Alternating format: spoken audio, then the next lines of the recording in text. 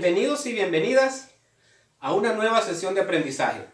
Espero que estén muy bien, tomando todas las medidas de limpieza e higiene para cuidar nuestra salud y, por supuesto, quedándose en casa. Les habla el profesor Carlos Zavala del Instituto 4 de Septiembre del municipio de Sabá, departamento de Colón.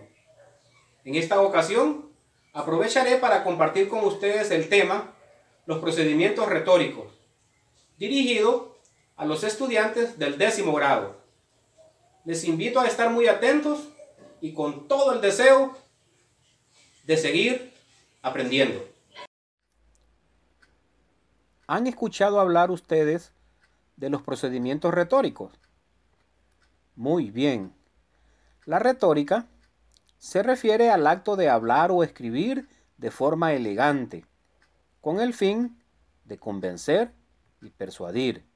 Para ello nos haremos las siguientes interrogantes. ¿A qué se refieren los procedimientos retóricos?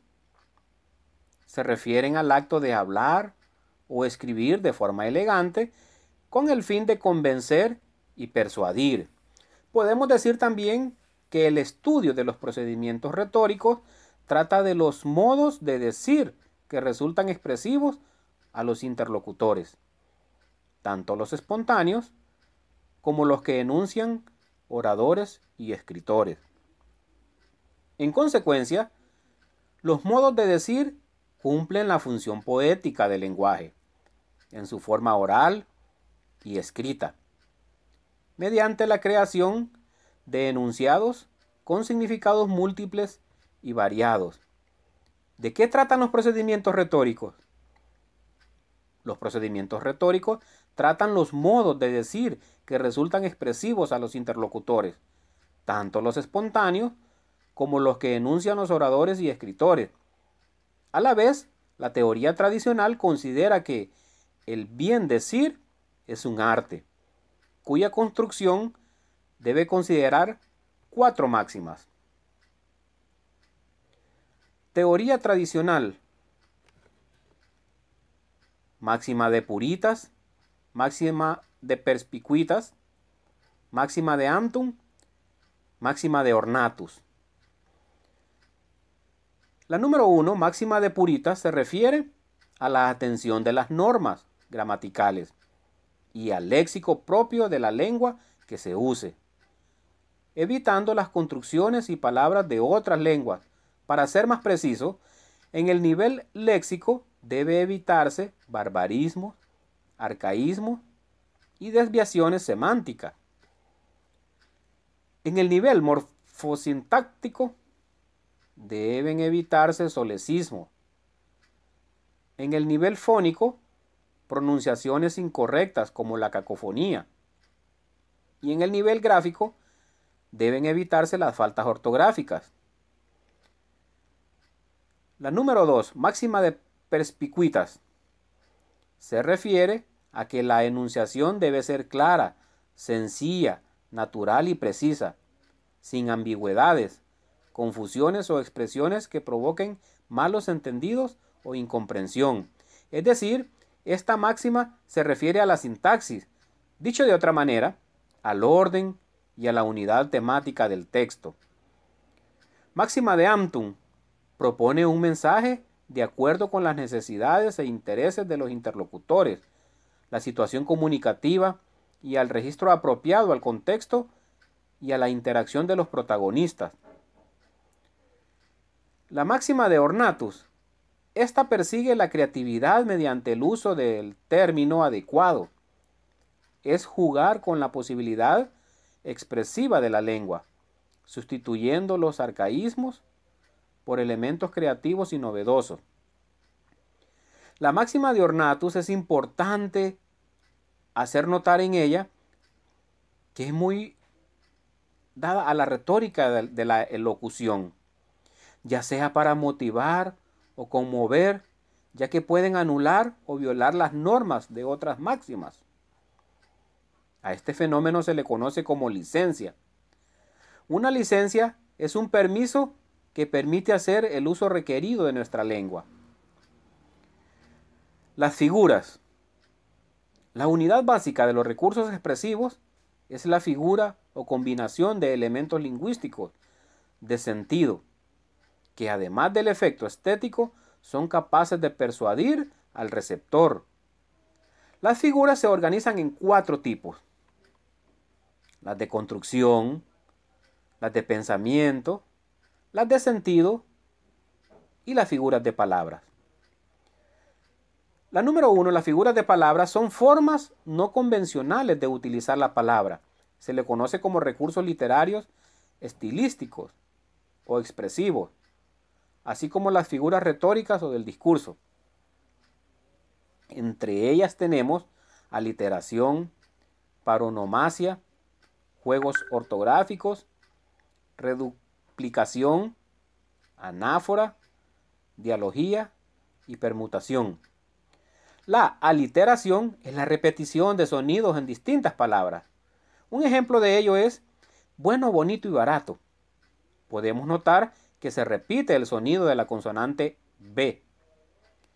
La paronomasia es un recurso fónico que consiste en el uso de parónimos. Veamos el ejemplo. Ella no tiene ni noción de que la moción no pasó. En los juegos ortográficos utilizan varias gráficas fuera de las normas para representar sonidos.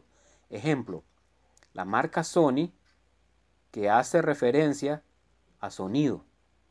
O bien cruceta, el nombre de un edificio combinando los apellidos Cruz Celaya.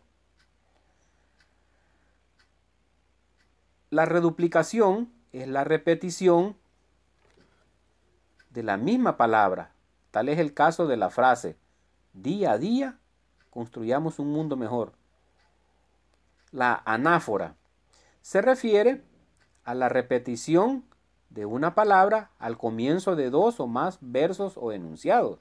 Ejemplo, mira que te miro, mira que te estoy mirando, mira que te vas de morir, mira que no sabes cuándo. Y la diología se refiere al uso de una palabra con 2 sentidos diferentes. Tal es el caso del enunciado siembra un árbol como norma, nombre de la ex primera dama. Y la permutación, que es la sustitución de una palabra esperada por otra con forma parecida. Ejemplo, el agua que no has de beber se la lleva la corriente. Es importante, en la prosa se utiliza la diología y la permutación. Ahora, en las figuras de construcción, que es la número 2, se basan en procedimientos que afectan la sintaxis. Observamos en ella supresión de elementos, ruptura del orden de la frase y repetición del mismo esquema. Entre ellas tenemos la elipsis, el accidenton, el hiperbatón, paralelismo, la antítesis, la enumeración y el pleonasmo. También llamadas de procedimientos, las cuales describimos a continuación. La elipsis es la omisión de algún elemento, pero que se sobreentiende por su contexto. Ejemplo, yo estudiaba medicina y ella filosofía. Vemos cómo sustituimos la palabra estudiaba. El ascendenton omite marcas de elementos coordinantes, conjunciones, proposiciones u oraciones. Ejemplo, acude, corre, vuela, traspasa la alta sierra, ocupa el llano. El hiperbatón es la variación o ruptura del orden lógico de las palabras. Veamos el fragmento del poema Pesca de sirenas, que dice: péscame una sirena, pescador sin fortuna, que yaces pensativo del mar junto a la orilla. Propicio es el momento, porque la vieja luna, como un mágico espejo, entre las olas brilla. Juan Ramón Molina, orgullosamente hondureño. El paralelismo es la repetición de enunciados con la misma estructura o ritmo. Ejemplo, el fragmento del poema Poeta y Mendigo de Alfonso Guillén Zelaya, que dice: los dos ante la senda del destino, los dos ante el sustento cotidiano, yo con el hambre de mi pan divino, tú con el hambre de tu pan humano. La antítesis es la expresión paralela de ideas contrapropuestas. Ejemplo: ayudando al pequeño de hoy, hacemos al grande del mañana. La enumeración consiste en la acumulación de elementos lingüísticos. Ejemplo: del fragmento de varios efectos del amor del poeta Félix Lope de Vega: sucumbir, atreverse, estar furioso, áspero, tierno, liberal, esquivo. Y finalmente tenemos el pleonasmo, el cual se refiere a la expresión donde aparecen uno o más términos redundantes. Tal es el caso de meterse adentro, salir afuera, subir arriba, términos aceptados por la Real Academia de la Lengua Española. En las figuras del pensamiento, es una figura que afecta el significado de las palabras con el fin de realzar el mismo. Entre ellas tenemos la paradoja, la hipérbole, lítotes y el eufemismo. Ahora, ¿a qué se refiere la paradoja? Consiste en el uso de frases contradictorias, por ejemplo, lloro de la risa. La hipérbole es la figura que consiste en exagerar intencionalmente. Ejemplo: te amo más allá del infinito, lloraba a cántaros y te llamé miles de veces. El eufemismo consiste en sustituir una expresión de mal gusto por una que sea compatible con las convenciones sociales. Veamos el ejemplo en las siguientes frases: parece modelo, para referirse a alguien delgado. Centro de reinserción social, para referirse a la cárcel. Y tenemos los lítotes, que es un procedimiento enfático de negación. Se niega lo contrario de lo que se quiere. Por ejemplo, lo que dices no es nada inteligente. En la metáfora, que consiste en transferir a un objeto el nombre que es propio de otro, con el cual existe alguna semejanza. Ejemplo: eres un ángel, para referirse a alguien bondadoso, cariñoso o bueno.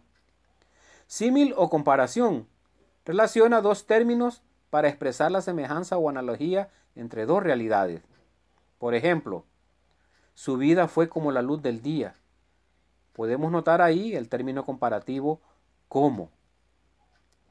Y la metonimia, que es el procedimiento por el que se designa una cosa o idea con el nombre de otra, sirviéndose de alguna relación semántica existente entre ambas, así como podemos observar en la frase sudar la camiseta, para referirse a trabajar o luchar.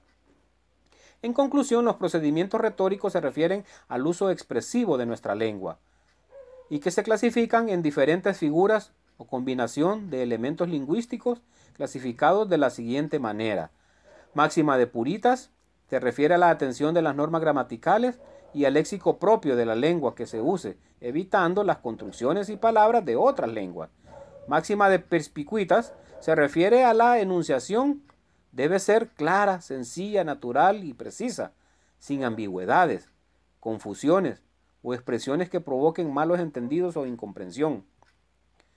Máxima de amptum propone un mensaje de acuerdo con las necesidades e intereses de los interlocutores, la situación comunicativa y al registro apropiado, al contexto y a la interacción de los protagonistas. Máxima de ornatus. Esta persigue la creatividad mediante el uso del término adecuado. La unidad básica de los recursos expresivos es la figura o combinación de elementos lingüísticos de sentido, que además del efecto estético, son capaces de persuadir al receptor. En las figuras de palabras se les conoce como recursos literarios, estilísticos o expresivos, así como figuras retóricas o del discurso. En las figuras de construcción se basan en procedimientos que afectan la sintaxis. En las figuras de pensamiento es una figura que afecta el significado de las palabras con el fin de realzar el mismo. En las figuras de sentido consiste en provocar cambios en el significado de las palabras. La tarea correspondiente de este tema son las siguientes. Copien a continuación en su cuaderno. Número 1. Describir las 4 máximas de la teoría tradicional.